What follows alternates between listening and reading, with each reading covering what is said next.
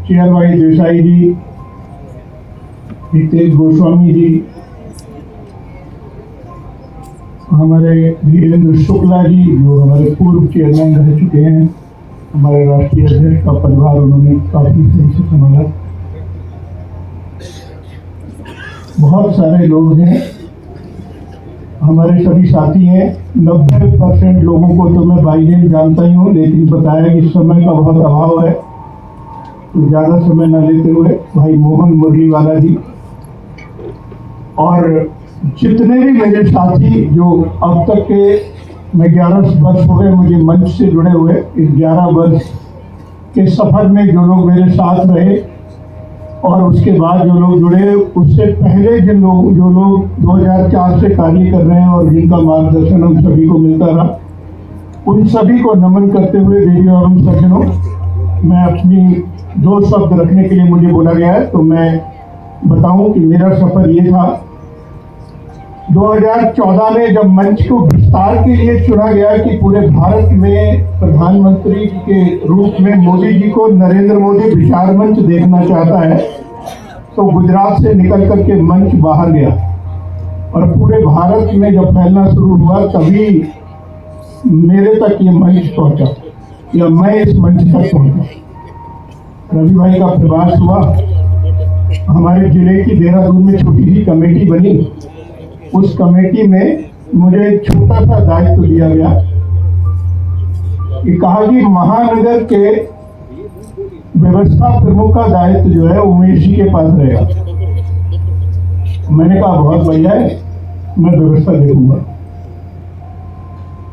उस व्यवस्था से अगले 6 महीने में मुझे महानगर का अध्यक्ष बना दिया, फिर पूरा जिला दे दिया और फिर अगले साल में प्रदेश अध्यक्ष के रूप में कार्य करने लग गया। मंच बहुत तेजी से बढ़ रहा था, लोग बहुत तेजी से हमारे साथ जुड़ रहे थे। हमारी ही विचार की जो राजनीतिक पार्टियां, हमारे ही विचार के बहुत सारे संगठन, जिनके बहुत सारे पदाधिकारी यहाँ पर भी बैठे होंगे, उन्हें भी हमसे ईर्ष्या होने लगी, क्योंकि इतनी तेजी से विस्तार होते हुए बहुत कम लोगों ने किसी संगठन को देखा था।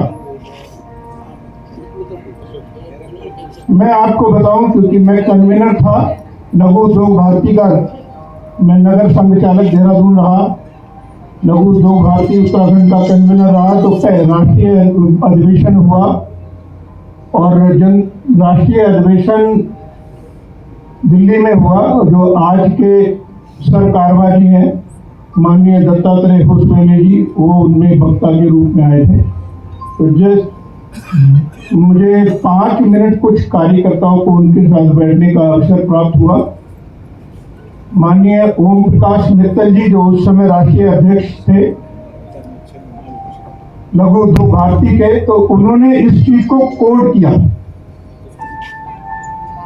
मैंने कहा मैं नरेंद्र मोदी, उन्होंने कहा आप बच्चे अपना बताइए संघ के अलावा और क्या क्या करते हैं, तो मैंने कहा मैं नरेंद्र मोदी विचार मंच का प्रदेश अध्यक्ष के रूप में कार्य करता हूं। तो वो कहने लगे ये बहुत तेजी से बढ़ती हुई संस्था है, और मेरे पास माननीय ओम प्रकाश मित्तल जी वो कहने लगे मेरे पास भी कुछ लोग आए थे कि ये दायित्व तो आप भी संभाल लो। तो बड़े गर्व की अनुभूति हुई कि एक जानी मानी संस्था के बड़े पदाधिकारी भी इसको रिकॉग्नाइज करते हैं। तो मुझे लगा कि मंच बहुत सही दिशा में आगे बढ़ रहा है। हर मंच जब कोई चीज बढ़ती है तो उसमें हर तरह के लोग पैदा होते हैं। कुछ लोग स्वार्थ से जुड़ते हैं, कुछ निस्वार्थ भावना से जुड़ते हैं, कुछ लोग देने के लिए आते हैं और कुछ लोग लेने के लिए आते हैं। जो लेने के लिए आते हैं, क्योंकि काफी सारे लोगों के जो कार्यकर्ता, हम लोग सभी पदाधिकारी लोग यहाँ बैठे हैं जो राष्ट्रीय कार्य समिति में आए हैं, तो इसका मतलब है कि आपने मंच में अपना कुछ ना कुछ योगदान दिया है। इसीलिए आपको ये सौभाग्य प्राप्त हुआ है कि सोमनाथ जी की धरती पर आप इस 21वीं राष्ट्रीय कार्य समिति की बैठक का हिस्सा बने हैं। तो आप सभी के सामने ये प्रश्न आता होगा जब आप नए कार्यकर्ता के पास जाते हैं, कुछ संगठन बिना व्यक्तियों के नहीं है और संगठन में ही शक्ति है, सभी लोग जानते हैं। तो आपके सामने एक प्रश्न आता होगा कि लोग कहते होंगे हमको जुड़ने से क्या मिलेगा। या पूर्व में वो व्यक्ति जुड़ा था उसको क्या मिला, अब वो क्यों नहीं। तो मेरे एक ही लाइन में उसका पूरा जवाब है कि जो लोग देने आते हैं अपनी स्वेच्छा से, स्वयं की प्रेरणा से वो संगठन में बने रहते हैं, जो संगठन से सिर्फ लेने आते हैं वो संगठन में ज्यादा दिनों तक नहीं रहते। अब बात आती है कि हमें किसी को ये नहीं बोलना है कि हम तुमको कुछ देंगे इसलिए आप हमसे जुड़िए।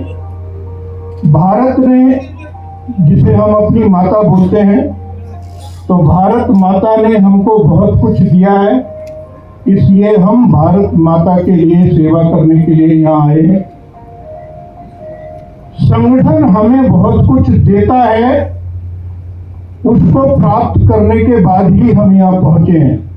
ये देन सिर्फ संगठन की है, इससे ही आप समझ सकते हैं कि हमें संगठन ने क्या दिया है और संगठन क्या देता है। आज पूरे भारत में कहीं चले जाइए, कश्मीर से कन्याकुमारी तक, और आप नेपाल के बॉर्डर से श्रीलंका के बॉर्डर तक चले जाइए, कहीं पर जाएंगे हमारे मंच का कार्यकर्ता वहां पर उपस्थित रहता है। आपको संगठन ये देता है।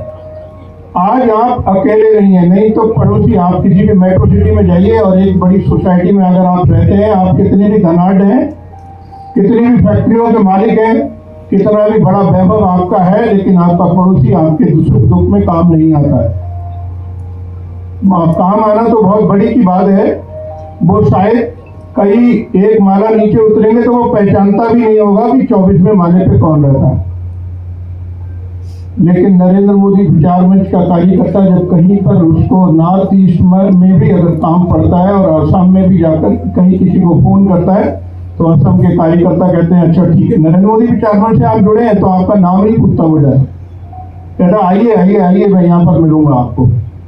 ऐसे अनेकों उदाहरण है। मैं पूरे भारत का भ्रमण किया है, रवि भाई के साथ सौभाग्य प्राप्त हुआ है, तो हमने देखा है। मैं एक छोटी सी घटना बताता हूँ। हम दीमापुर से चले थे पासी घाट के लिए और बरसात का समय था, बोगी बिली का पुल उस समय उद्घाटन नहीं हुआ था और हमें ब्रह्मपुत्र पार करना था किसी कारण से, क्योंकि कार्यकर्ता बीच में मिलते गए और हम 2 गाड़ियों पर सवार थे, तो पहुंचते पहुंचते रात के 10:30 बज चुके थे।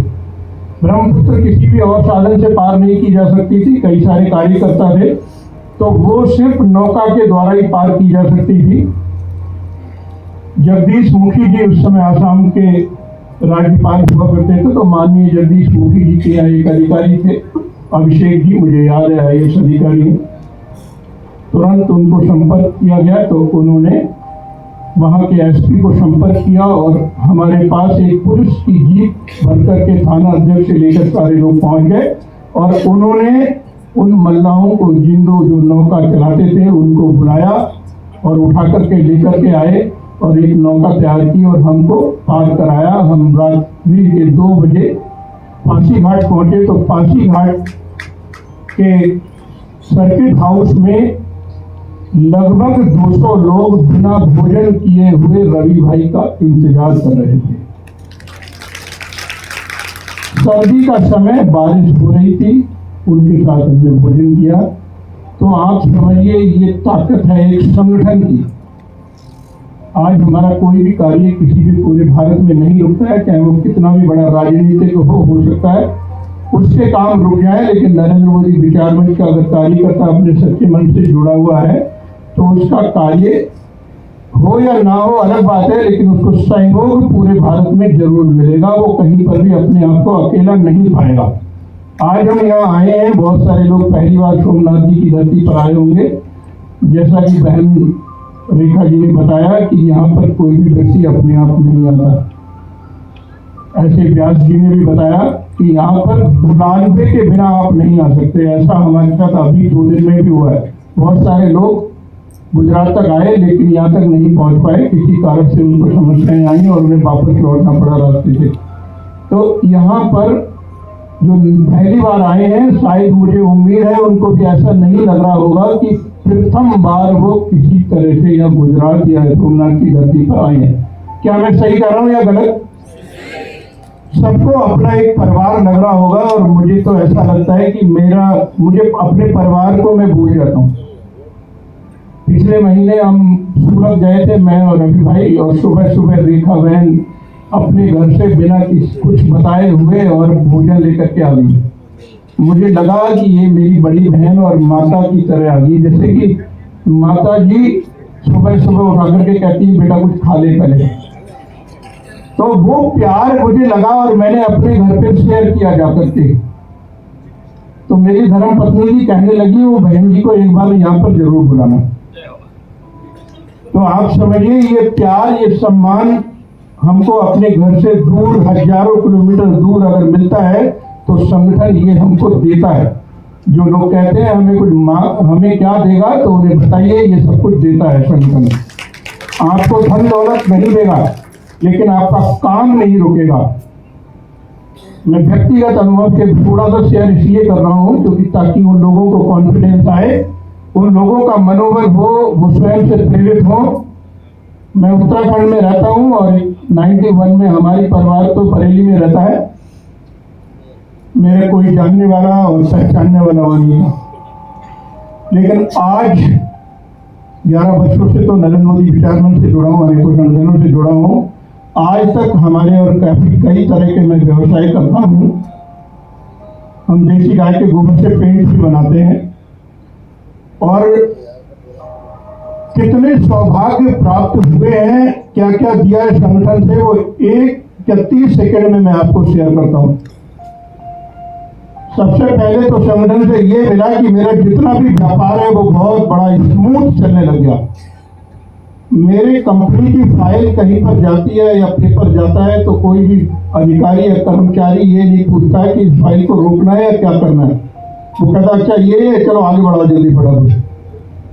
अगर किसी गाड़ी में हमारा माल आ रहा होता है और अगर किसी जीएसटी वाले ने रोकी होती है गाड़ी, अगर उसमें हमारा बिल निकल आता है और मेरी कंपनी का नाम होता है, तो जीएसटी कमिश्नर बोलता है इस गाड़ी को पहले भेजो, क्योंकि उमेश जी का माल उतारने के बाद चेक करना। ये सिर्फ संगठन की वजह से मिला। हमें किसी के पास जाने की जरूरत नहीं पड़ती है। क्यों? क्योंकि सब लोग जानते हैं अच्छा काम करते हैं, अच्छे संगठनों से जुड़े हुए। ये सब लोग सब काम जो करते होंगे वो अच्छा करते होंगे, तो ये हमको मिलता रहता है। मुझे कहा गया है कि जल्दी से अपनी बात खत्म करो, हालांकि मन में बोलने के लिए बहुत कुछ है। तो हम प्राप्त करने के लिए आए नहीं, लेकिन संगठन की को समृद्ध करने के लिए आएंगे। तो हमारी समृद्धता उसके अंदर छुपी हुई है, उससे जो छलकेगी वो समृद्धता हमारी अपने आप छलकेगी। और कुछ दिन तो चलिए संगठन के साथ, आपको खुद नजर आ जाएगा कि आप कितने समृद्ध हो गए। समृद्ध सिर्फ धन से नहीं होता है, आपका सम्मान, आपकी समाज में प्रतिष्ठा जब आपको बढ़ती है तो आप अपने आप समृद्धशाली होते जाते हैं। कहने को तो बहुत कुछ था, लेकिन समय का अभाव है, तो मैं थोड़ा सा 1 मिनट और लूंगा। मुझे अपने माननीय राष्ट्रीय अध्यक्ष और मंच पर बैठे सभी पदाधिकारियों से बोलूंगा कि मुझे थोड़ा सा